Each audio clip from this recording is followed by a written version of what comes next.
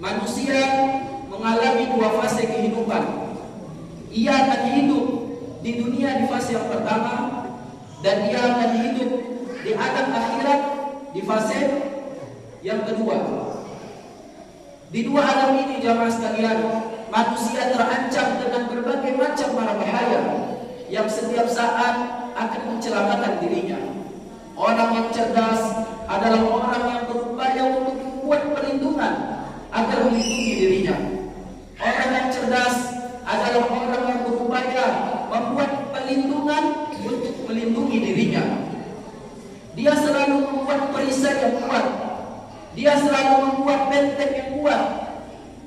Dia selalu membuat perisai yang kokoh, sehingga bahaya-bahaya yang menimpa dirinya tidak membinasakan dia.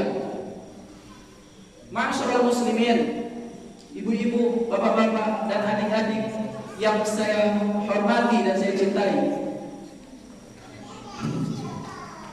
salah satu perisai yang diajarkan agama kita, yaitu agama Islam, bagi seluruh umat manusia adalah puasa. Salah satu perisai kita adalah puasa, sebagaimana yang dikatakan Rasulullah SAW di hadis yang sahih, hadis riwayat Bukhari dan Muslim. Beliau mengatakan, as-siyamu junnah, puasa itu adalah perisai. As-siyamu junnah, puasa adalah perisai. As-siyamu junnah, puasa adalah perisai. Apa buktinya bahwa puasa itu adalah perisai? Buktinya di dalam hadis riwayat Muslim, tadi di hadis riwayat Bukhari dan Muslim. Kalau buktinya di hadis riwayat Muslim, Rasulullah SAW memerintahkan para pemuda untuk menikah, karena menikah bisa terhindar dari zina mata dan zina kemaluan. Beliau mengatakan, "Wa man lam yastati' fa 'alaihi bisawm fa annahu lahu wija." Wa man lam yastati', apabila kalian tidak mampu menikah, fa 'alaihi bisawm, maka hendaklah kalian berpuasa.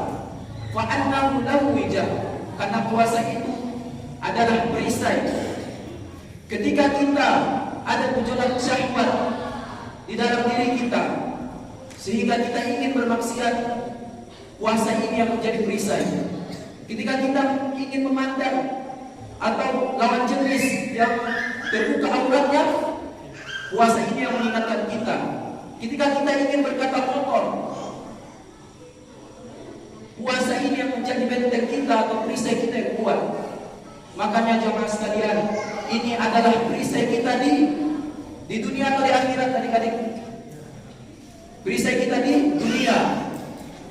Sedangkan perisai kita di akhirat adalah puasa menyelamatkan kita dari panasnya api neraka.